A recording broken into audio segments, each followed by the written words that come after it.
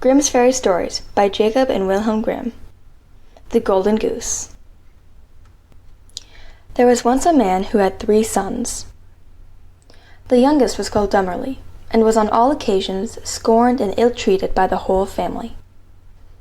It happened that the eldest took it into his head one day to go into the forest to cut wood, and his mother gave him a delicious meat pie and a bottle of wine to take with him, that he might sustain himself at his work. As he went into the forest, a little old man bid him good day, and said, "Give me a little bit of meat from your plate, and a little wine out of your flask. I am very hungry and thirsty."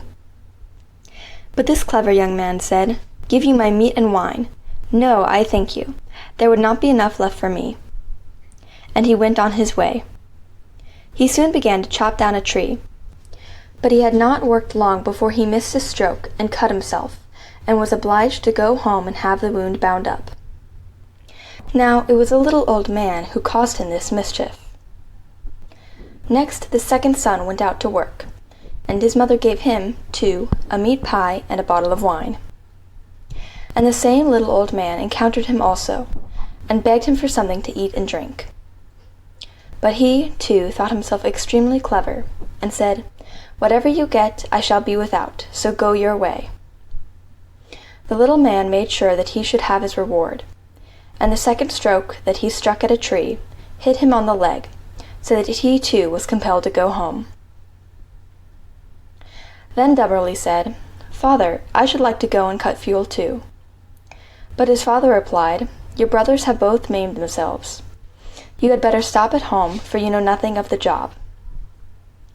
But Dummerly was very urgent, and at last his father said, "Go your way, you will be wiser when you have suffered for your foolishness." And his mother gave him only some dry bread and a bottle of sour ale. But when he went into the forest, he met the little old man, who said, "Give me some meat and drink, for I am very hungry and thirsty." Dummerly said, "I have nothing but dry bread and sour beer. If that will do for you, we will sit down and eat it together." So they sat down, and when the lad took out his bread, behold, it was turned into a splendid meat pie, and his sour beer became delicious wine. They ate and drank heartily, and when they had finished, the little man said, "As you have a kind heart, and have been willing to share everything with me, I will bring good to you. There stands an old tree. Chop it down, and you will find something at the root." Then he took his leave and went his way. Dummerly set to work and cut down the tree, and when it fell, he discovered in a hollow under the roots a goose with plumage of pure gold. He took it up and went on to an inn, where he proposed to sleep for the night. The landlord had 3 daughters, and when they saw the goose, they were very curious to find out what this wonderful bird could be, and wished very much to pluck one of the feathers out of its tail. At last the eldest said, "I must and will have a feather." So she waited till his back was turned, and then caught hold of the goose by the wing. But to her great surprise, there she stuck, for neither hand nor finger could she pull away again. Presently in came the second sister, and thought to have a feather too, but the instant she touched her sister, there she too hung fast. At last came the third, and desired a feather.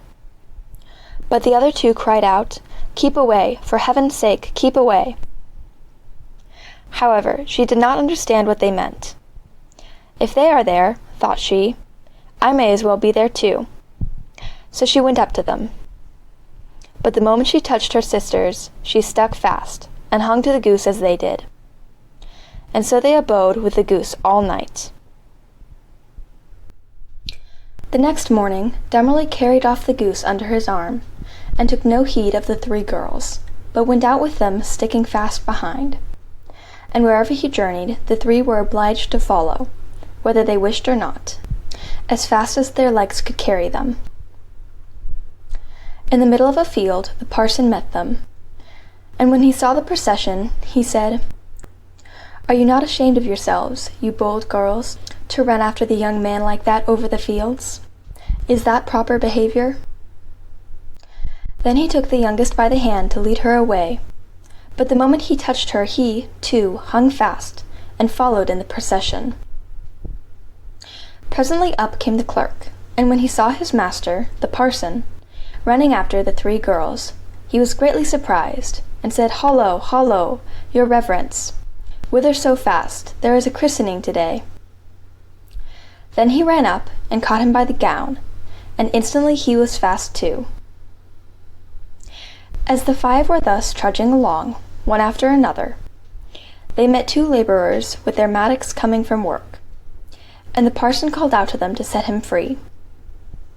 But hardly had they touched him, when they, too, joined the ranks, and so made 7, all running after Dummerly and his goose.